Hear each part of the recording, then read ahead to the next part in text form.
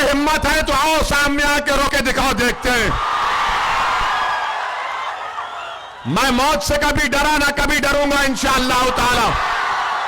याद रखो, हम किसी से डरने वाले नहीं है सिवाय रब्बे करीम के। तूफानों से कभी नहीं डरना आप, हरगिज नहीं डरना। मैं आपको बता रहा हूं कि मेरे बुजुर्गों ने मुझे तूफानों में चिराग जलाने का हुनर मुझे सिखाया गया है, और इंशाअल्लाह ताला हम तूफानों में चिराग जलाएंगे।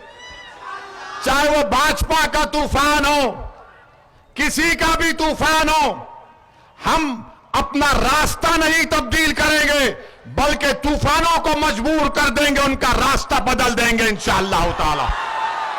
2015 में मोदी ने कहा था कि मैं 2022 में 10 करोड़ नौकरियां दूंगा।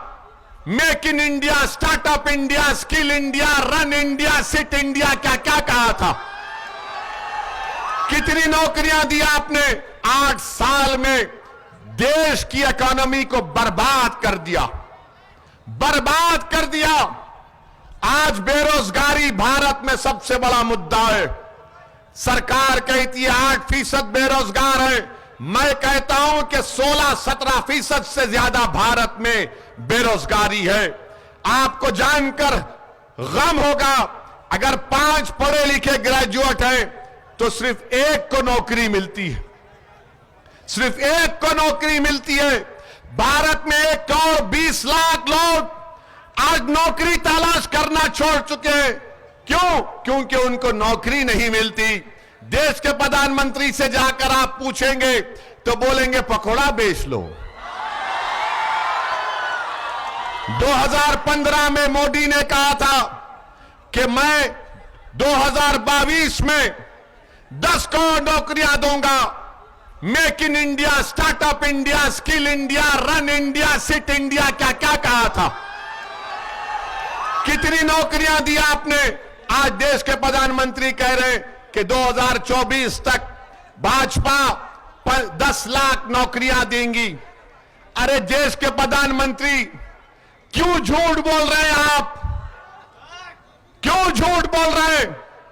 क्या फरवरी 2022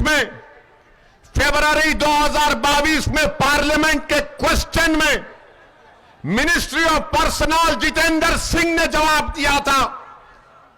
कितनी नौकरियां आपने दी?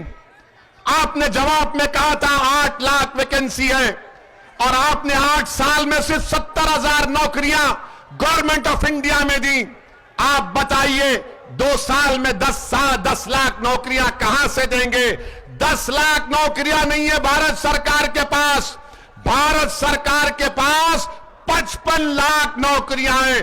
देश के प्रधानमंत्री पैसा बचाना चाह रहे हैं। अरे युवा बेरोजगार हो गया है, गरीबी उसका मुकद्दर बन चुका है, कीमतें आसमान को छू रही हैं, पेट्रोल डीजल कहां कहां कितना बढ़ता जा रहा है, मगर देश के प्रधानमंत्री को इसकी फिक्र नहीं है।